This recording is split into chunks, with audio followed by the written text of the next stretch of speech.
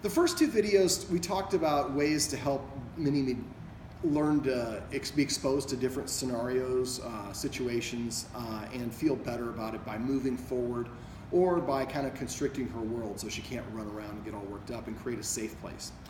The last thing I want the guardians to work on, the guardian and the assistant, is to start what I call my passive training. And that means that every time that Mini-Me does something that we want her to do, a desirable action that we want to link with a command word, we're going to narrate. So every time she sits down, we're going to reach over and we're going to either say the word sit. If she's too far away to touch, we're just going to say the word sit. If she sits close by and we can reach over and pet her, we reach over and say sit. Now the assistant shouldn't do this until the dog is laying down in her office right away and feels very comfortable, is no longer shaking, and is happy to be there.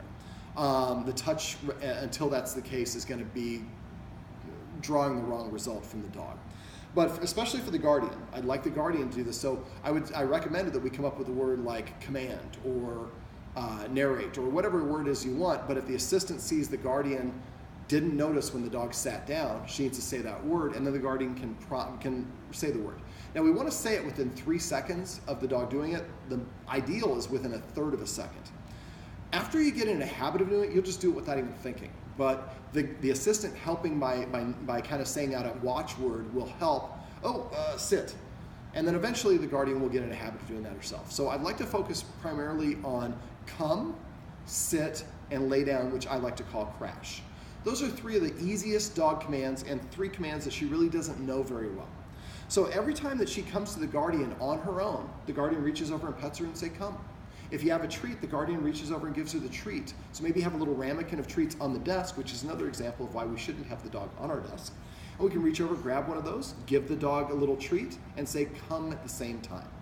After a while, the dog will come anticipating getting the reward that she gets and hearing the same command word.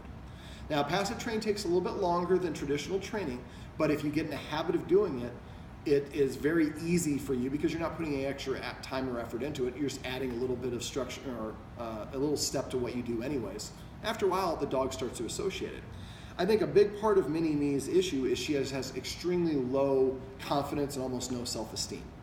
And so if we can teach her some skills, just like humans, if you pass the bar, you feel really good about yourself. You pass your medical boards, you feel really proud. You go out and celebrate. And not only that, but it gives us the ability to put her into a sit. One of the trick questions I ask my client is, what can your dog do to make you happy? And usually they're like, not bite my clients, not bark, not scratch at the door. Those are all things you don't want the dog to do. And if you can't tell me what you want your dog to do to make you happy, I promise you your dog doesn't know, and it's going to do on its own. Well, Mini-Me's like, well, you know what? I'm going to be in charge of security. So I'm going to bark and bite anybody that comes in here to try to contribute to the pack. Yeah, she's also doing this definitely out of a fearful state. But if we give her something instead, she's barking, we tell her sit, and she sits and she gets a treat. After a while, she's going to start feeling more comfortable about sitting. And sitting and laying down are more subordinate positions. So helping her achieve a sit or an LAY body mechanic is going to help her feel a little bit more as a follower. And I think the more pressure that we can remove by removing what her perceived responsibilities are is going to go a long ways towards helping her relax while simultaneously building up her confidence and her self-esteem. So passive training, we just want to make sure we get in the habit of just narrating. Now, if you one last thing, if the dog sits and you reach over to pet the dog and it gets up when you reach over, abort. Don't say the word because now it's no longer in the sitting position, and don't give it a treat or a pet.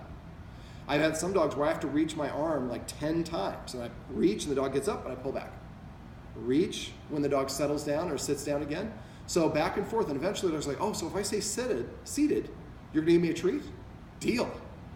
And after a while, the dog will start sitting on command, and that gives you another way to redirect the dogs, and we can build off of that and teach the dog how to focus, teach the dog how to do various exercises, and do different things. Yes, I know, we're almost done.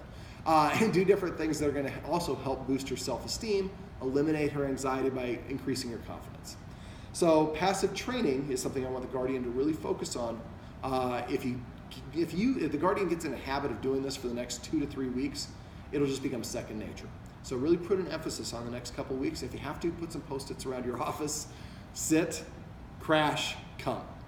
All right, that's how we can use passive training to help build up a dog's confidence.